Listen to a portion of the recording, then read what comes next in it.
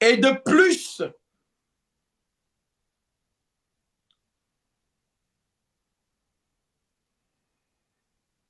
prenons à partir du verset 6. Écoutez bien, s'il vous plaît. Soyez attentifs à cette lecture.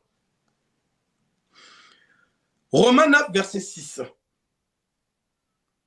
Ce n'est point à dire que la parole de Dieu soit restée sans effet. Car tous ceux qui descendent d'Israël ne sont pas Israël. Et pour être la postérité d'Abraham, ils ne sont pas tous ses enfants. Mais il a dit, en Isaac sera nommé pour toi une postérité. C'est-à-dire que ce ne sont pas les enfants de la chair, les créatures. Toute créature est de Dieu. Donc les enfants de la chair sont les fils de la perdition. Tous les êtres humains sont les créatures de Dieu. Que tu sois musulman, que tu sois catholique, que tu sois bouddhiste ou qui que ce soit, tu es une créature de Dieu. Maintenant, les créatures de Dieu, là, c'est ça qu'on appelle enfants de la chair. Jésus disait, ce qui est né de la chair est chair, mais ce qui est issu de l'esprit est esprit. Tu entends le bruit du vent, mais tu ne sais pas d'où il vient et où il va. Il est ainsi de tout homme né de l'esprit. Ceux qui sont nés de l'esprit de Christ sont de Jésus-Christ. Ceux qui sont nés de la chair sont chair. Tu es poussière et tu retournes à la poussière. Donc, tous ceux qui sont enfants de la chair, vous êtes les fils de la perdition. Ce n'est pas moi qui le dis. Je continue la lecture. Et pour être la postérité d'Abraham, ils ne sont pas tous ses enfants. Mais il est dit en Isaac sera nommé pour toi une postérité. Postérité veut dire descendance. C'est-à-dire que ce ne sont pas les enfants de la chair qui sont enfants de Dieu. Mais ce sont les enfants de la promesse qui sont regardés comme postérité. Je ne sais pas si vous comprenez, mais les enfants de Dieu, vous comprenez. Les totos, vous ne comprenez rien. Vous irez en enfer.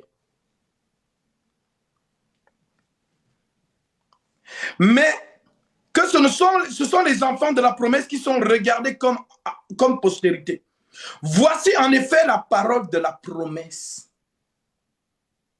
Je reviendrai à cette même époque. Et Sarah aura un fils. Et de plus, il en fut de Rebecca, qui conçut du seul.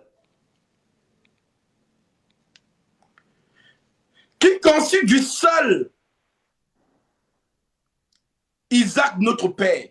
Car quoique les enfants ne fussent pas encore nés, ils n'étaient pas encore nés. Les enfants là, c'était des bébés. Ils ne sont pas encore nés. Mais dans leur ventre là, Dieu a déjà fait l'élection. L'enfant n'a rien fait. Il n'a même pas insulté. Ou je ne sais pas fait quoi que ce soit. Il n'a pas pris la femme d'autrui. Ils sont dans le ventre, ils n'ont encore rien fait. Mais le Créateur tout-puissant a déjà décidé. Et c'est ce que le Créateur a décidé qui va s'en suivre dans le cours de la vie des enfants. Bien-aimé, tu ne fais rien pour être sauvé.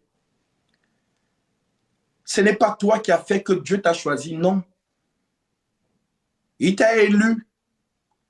Personne ne lui a demandé, mais pourquoi tu choisis celui-là et tu laisses l'autre? Non, il t'a élu.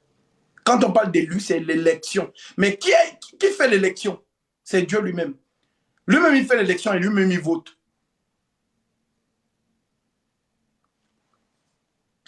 Et de plus, il en fut ainsi de Rebecca, qui conçut du seul Isaac, notre père, car quoique les enfants ne fussent pas encore nés, et qu'il n'eût fait ni bien ni mal, afin que le dessein d'élection de Dieu subsista, sans dépendre des œuvres et par la seule volonté de celui qui appelle. Il fut dit à Rebecca, l'aîné sera assujetti au plus jeune. Selon qu'il est écrit, j'ai aimé Jacob, j'ai haï Ésaü. Mais Ésaü, c'est qui? Ésaü qu'on a haï là, c'est qui? Si on a haï Ésaü, c'est pour que Jacob soit sauvé.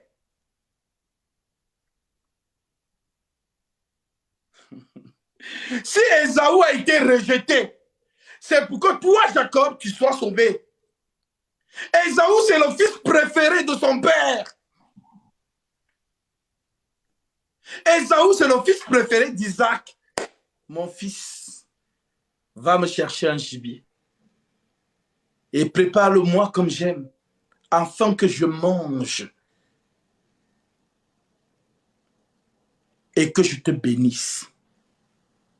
Vous vous rappelez de cette écriture, n'est-ce pas?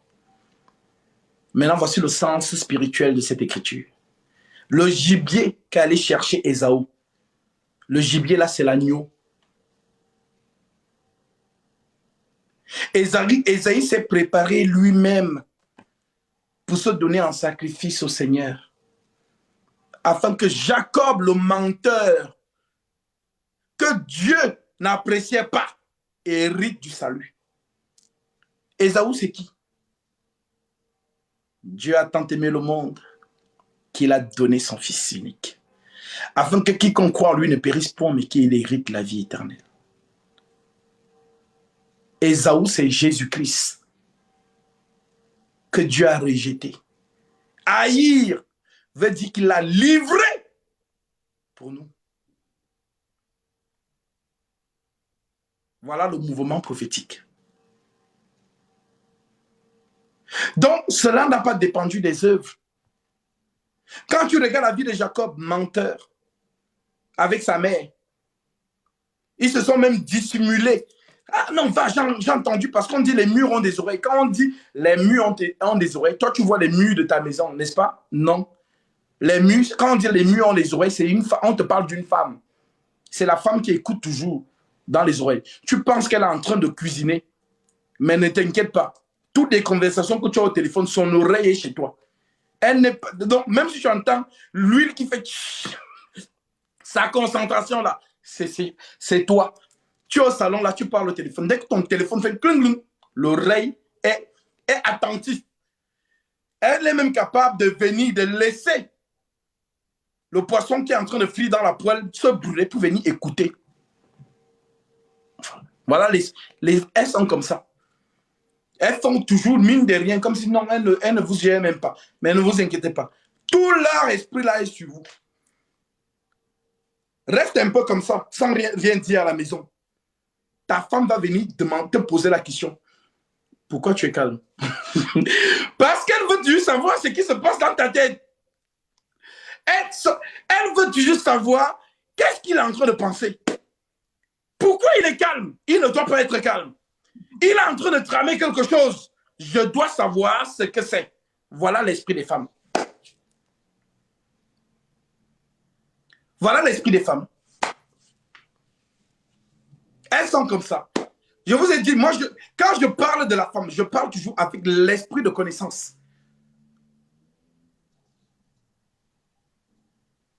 Et les femmes se reconnaissent dans ce que je dis. Donc, la maman, Rebecca, elle vient écouter comment le père est en train de parler avec son fils unique. Mon fils unique, ah vraiment, va me chercher du gibier. Prépare-moi comme j'aime. Depuis quand un fils prépare le mec que son père aime? C'est la mère qui connaît les goûts de son mari. Papa doit normalement demander à sa femme que, ah ma chérie, cuisine-moi mon plat préféré là, comme j'aime bien. Mais bizarrement, le père le dit à son fils, va. Peut-être quand je raconte ça comme ça, on me dit, non, il faut qu'on lise, on va lire. Comme ça, vous allez comprendre les mouvements prophétiques. Alors, ma sœur,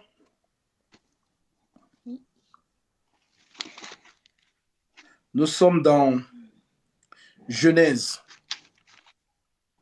chapitre... Oui. Non, même, je pense que là... Alors...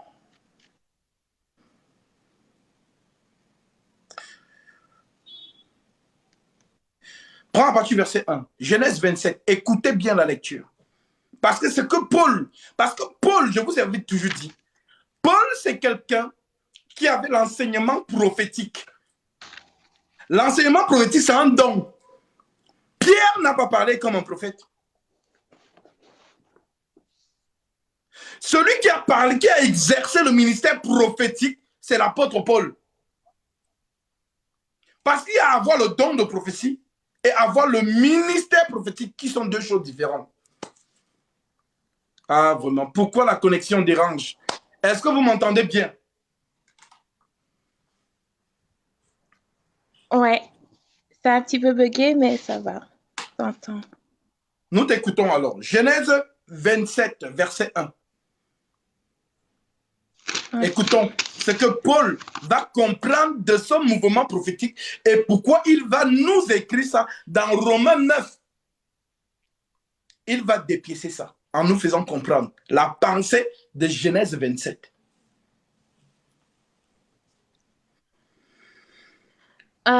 Genèse 27, verset 1. Oui. Vol de la bénédiction d'Ésaü. Isaac devenait vieux et ses yeux s'étaient affaiblis au point qu'il ne voyait plus.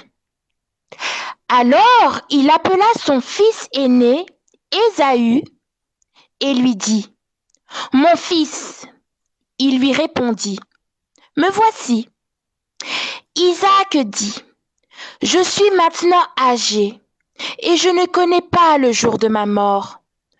Prends donc tes armes, ton carquois et ton arc. Va dans les champs, chasser du gibier pour moi.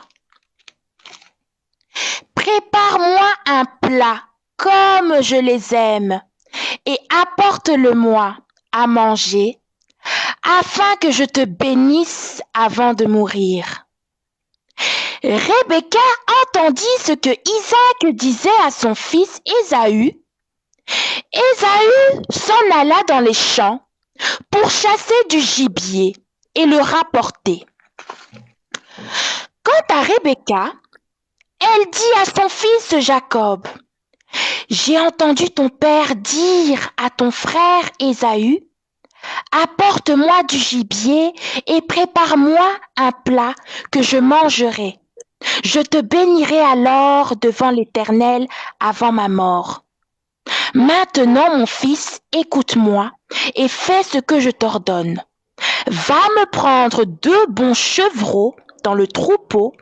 J'en ferai pour ton père un plat, comme il les aime, et tu lui apporteras à manger, afin qu'il te bénisse avant sa mort. » Jacob répondit à sa mère, « Mon frère Ésaü est velu, tandis que moi, je n'ai pas de poils. Peut-être mon père me touchera-t-il et je passerai à ses yeux pour un menteur. J'attirerai alors sur moi la malédiction et non la bénédiction. » Sa mère lui dit, « Que cette malédiction retombe sur moi, mon fils.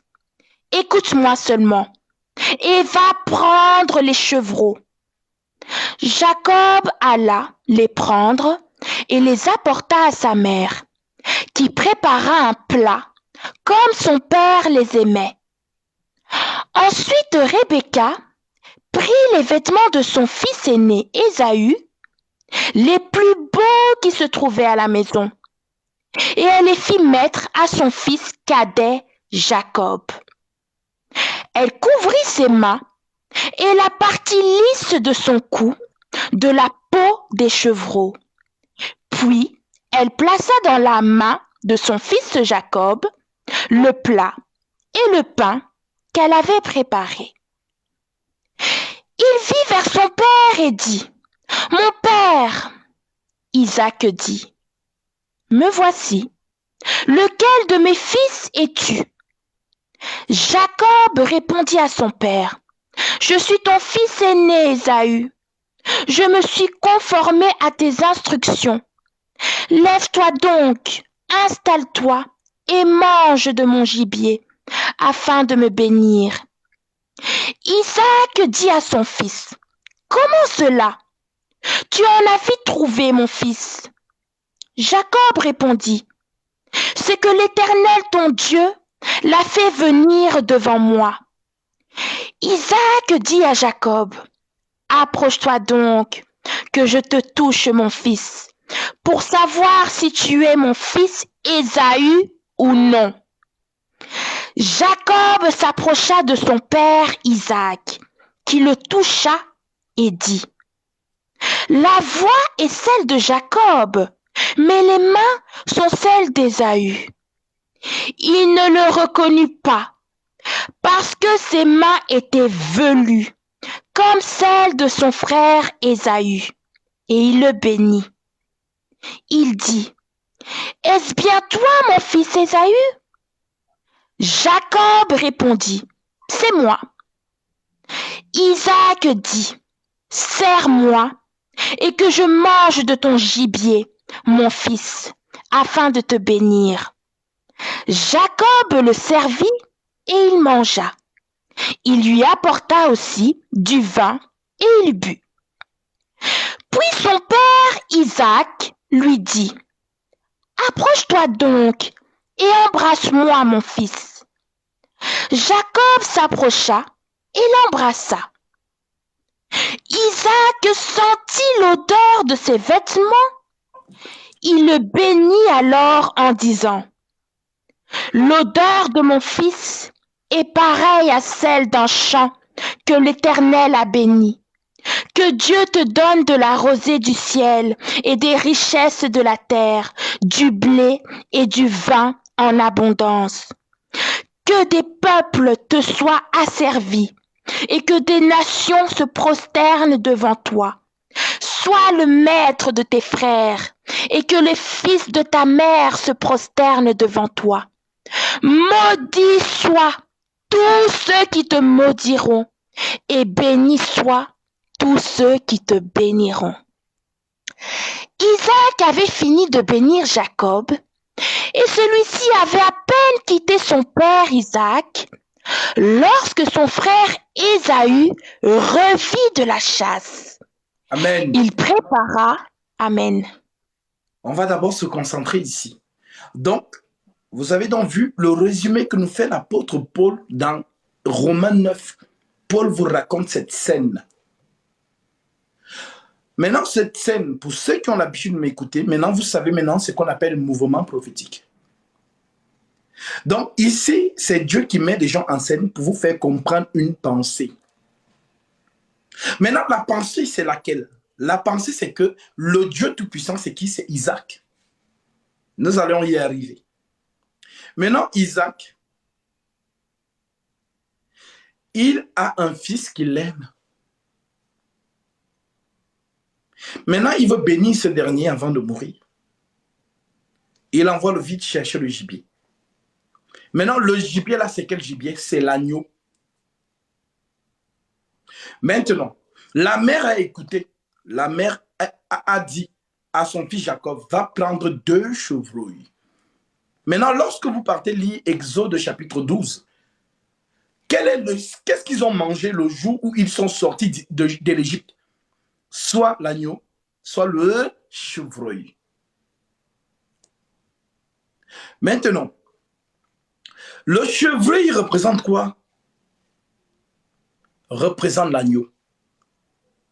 Maintenant, la maman de Jacob habille Jacob conformément à l'agneau.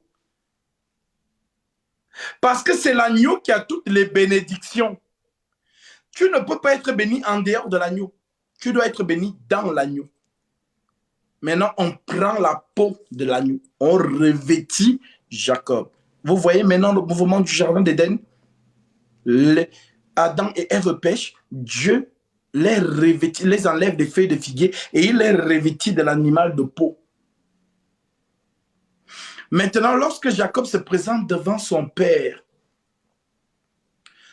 dit, quand je touche, c'est mon fils Ésaü, mais la voix, c'est la voix de Jacob. Et on dit, son père ne le reconnut pas. Voilà ce qui se passe dans la prière. Si tu te présentes de toi-même dans la prière, Dieu ne t'écoute pas. Mais si tu te revêts de l'agneau, Dieu t'écoute. Voilà pourquoi il dit, tout ce que vous demanderez en mon nom, pas à votre nom. Ah Seigneur, je m'appelle vraiment Wilfried. Je veux que... Dieu ne t'écoute pas. Il faut que tu sois revêtu du nom de la bénédiction, Jésus-Christ.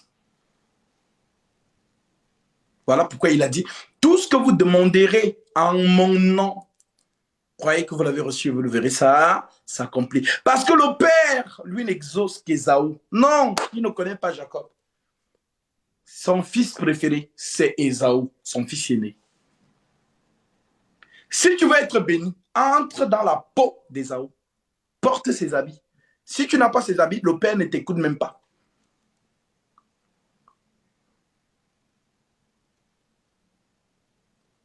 Ésaü. Donc la mère revêt Jacob de la peau d'animal, de chevreuil. Elle va prendre la tunique d'Ésaü. Elle revêt son fils Jacob. C'est pourquoi on vous dit d'écouter les apôtres. Maintenant, il entre. Le Père sent. Le Père essaie. On dit quoi? Il a reniflé l'odeur. C'est l'odeur de mon fils Ésaü.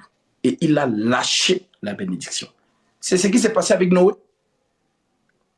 C'est ce qui s'est passé avec Moïse et Aaron dans Exode chapitre 16. Nombre 16, autant pour moi. Ce n'est que l'odeur qui lâche la bénédiction. S'il n'y a pas d'odeur, il n'y a pas de bénédiction. Ma soeur, on va vérifier ça. Allons d'abord lire Nombre. Allons-y dans Nombre chapitre 16. On vérifie d'abord ça. Parce qu'on est là pour calculer les Écritures. Oui. Nombre 16.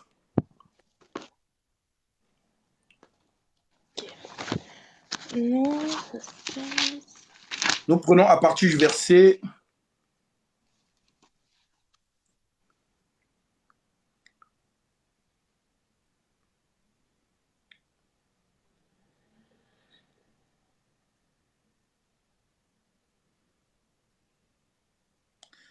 Alors...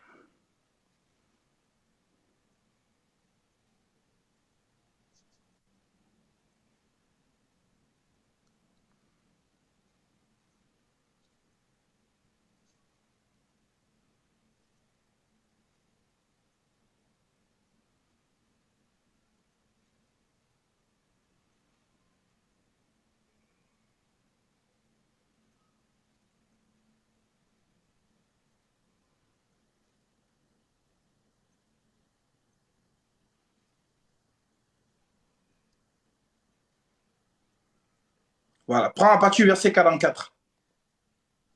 Ok. Prends même à partir... Nombre 16. Oui, Nombre 16.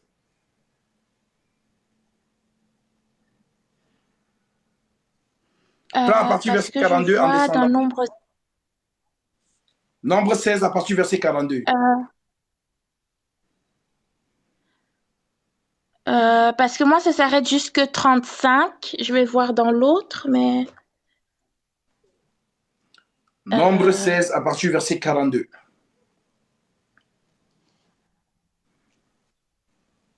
Ok.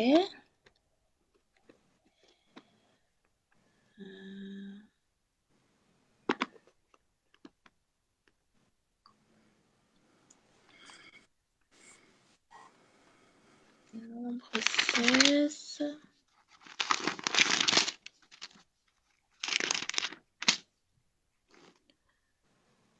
Hmm.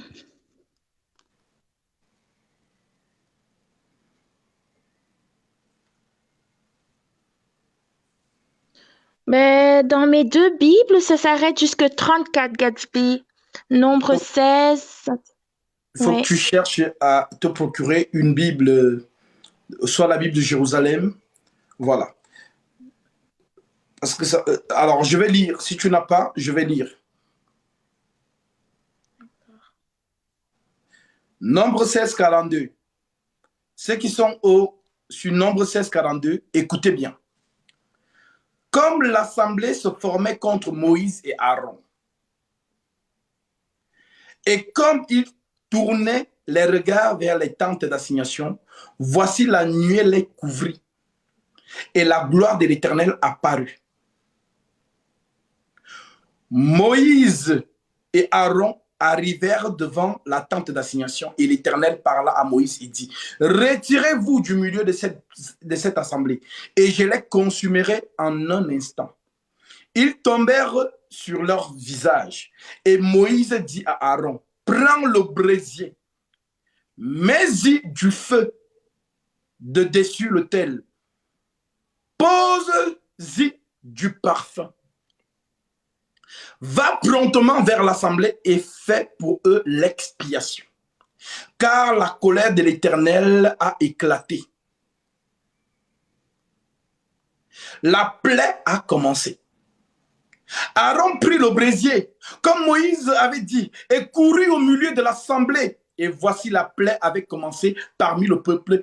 Il offrit le parfum et il fit l'expiation pour le peuple et il se plaça entre les morts et les vivants. Et là, ah Jésus, ça on va retrouver ça chez Daniel là, cette scène. Il offrit le parfum et il fit l'expiation pour le peuple. Il se plaça entre les morts et les vivants. Et la plaie fut arrêtée. Et il y eut 14 100 personnes qui moururent de cette plaie. Outre ceux qui étaient morts à cause de Aaron, à cause de Corée, Aaron retourna auprès de Moïse à l'entrée de la tente d'assignation. La plaie était arrêtée. Maintenant, qu'est-ce qui a fait arrêter la plaie? Nous continuons.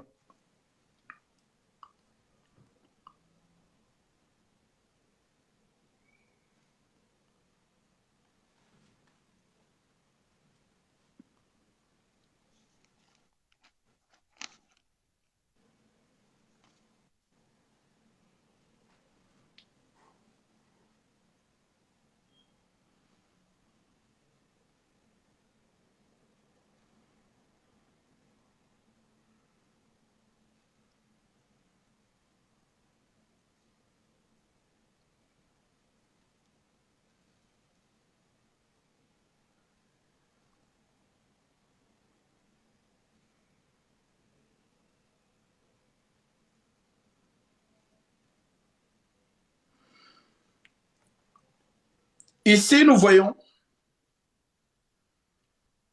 dans le verset, dans le chapitre 16, ce qui fait arrêter la plaie entre les enfants, entre les morts et les vivants. Aaron est placé au milieu.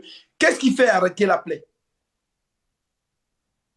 Pour ceux qui ont bien suivi la lecture, qu'est-ce qui fait arrêter la plaie lorsque la mort, Dieu commence à répandre la mort au sein de l'Assemblée d'Israël? Qu'est-ce qui a arrêté la colère de Dieu? Le parfum. Amen. Donc, ce parfum, c'est une odeur. C'est une odeur que lorsque Dieu sent cette odeur, il arrête sa colère. Ça veut dire que même si Dieu est fâché, comment? Dès lors qu'il sent cette odeur, sa colère s'apaise tout de suite. Donc, Dieu a une faiblesse, c'est l'odeur. C'est ça la faiblesse de Dieu, l'odeur. Donc, qu'est-ce qui suspend la colère de Dieu? C'est l'odeur. Maintenant, nous le voyons avec Nombre 16. Maintenant, allons aussi voir avec Noé. Genèse, ma sœur, Genèse chapitre 9.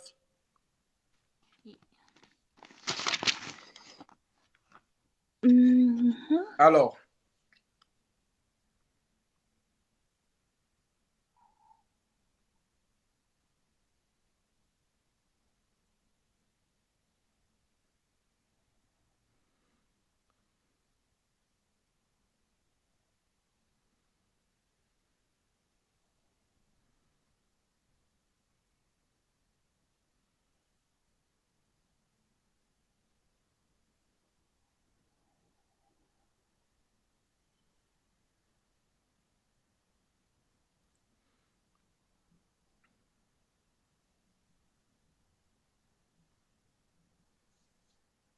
tu peux prendre à partir du verset...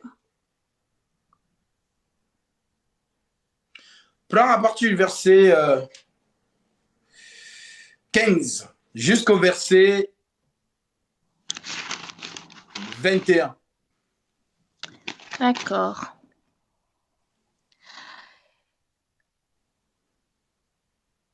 Quand j'aurai rassemblé des nuages au-dessus de la terre, l'arc apparaîtra parmi les nuages, et je me souviendrai de mon alliance entre moi et vous, ainsi que tous les À êtres partir du vivants. verset 15. C'est à partir du dans le verset 15. Oui. Et Autant je pour me moi. souviendrai de mon... Genèse 8, verset 15, tu es là-bas? Ah non, j'étais à 9, à 9, à 9. Genèse Pardon. 8, verset 15. Écoutez bien la lecture. Vous allez comprendre qu'il y a quelque chose. Oui, mon frère, Dieu a une faiblesse. Voilà. Quand tu dis Elohim le Tout-Puissant, je vais te montrer la faiblesse du Tout-Puissant. Voilà. On va te montrer ça ici. Maintenant, tu vas comprendre. Alors Dieu parla à Noé. Sors de l'arche avec ta femme, tes fils et les femmes de tes fils. Fais sortir avec toi Que tous Dieu te les bénisse, Seigneur animaux. Wada, pour ton offrande. Vas-y, ma soeur. Je vais le bénir après. Vas-y, vas-y.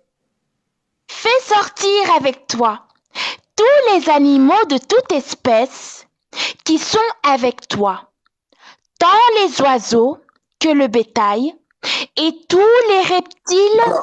qui rampent sur la terre.